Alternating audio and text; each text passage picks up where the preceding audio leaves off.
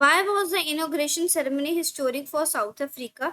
Inauguration ceremony कब हुई थी? 10 मई 1994 को, और ये बहुत ही हिस्टोरिक थी। क्यों? क्योंकि इस दिन जो अपार्थाइड सिस्टम था वो खत्म हो गया था, और उस दिन से एक डेमोक्रेटिक साउथ अफ्रीका की स्टार्टिंग हुई थी।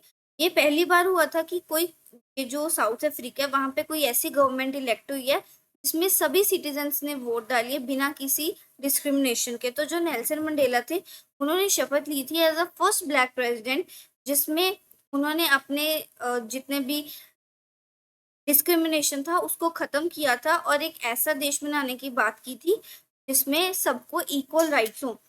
तो ये जो इवेंट था वो यूनियन बिल्डिंग्स में हुआ था, प्रिटोरिया में, और इसमें बहुत सारे वर्ल्ड लीडर्स आए थे, जिससे एक इंटरनेशनल सपोर्ट का पता चला था।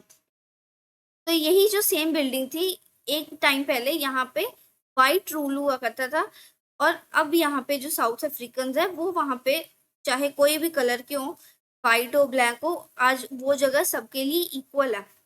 तो साउथ अफ्रीकन के लिए ये एक ड्रीम कम ट्रू था, क्योंकि बहुत साल के स्ट्रगल के बाद उनके पास ये मौका आया था। तो जो मंडेला की स्पीच थी वो सिर्फ पीस और होप पे ही बेस्ड थी।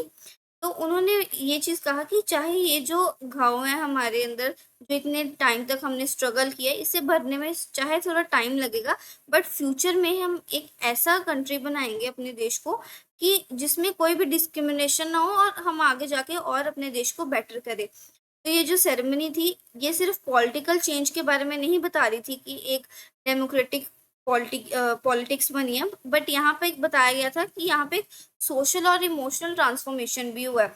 अब ये जो सेलिब्रेशन थी, ये फ्रीडम, डिग्निटी की और इक्वालिटी की सेलिब्रेशन थी।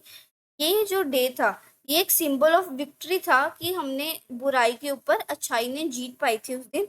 और जो साउथ अफ्रीका था, अब एक फेयरली और इक्वली, मतलब जो उनके देश के लोग थे, अब उन्होंने फेयरली और इक्वली इलेक्ट किया था अपना जो प्रेसिडेंट था। तो अभी एक टर्निंग पॉइंट था नेशन की हिस्ट्री में, क्योंकि पहली बार ऐसे जो इलेक्शंस थे वो हुए थे।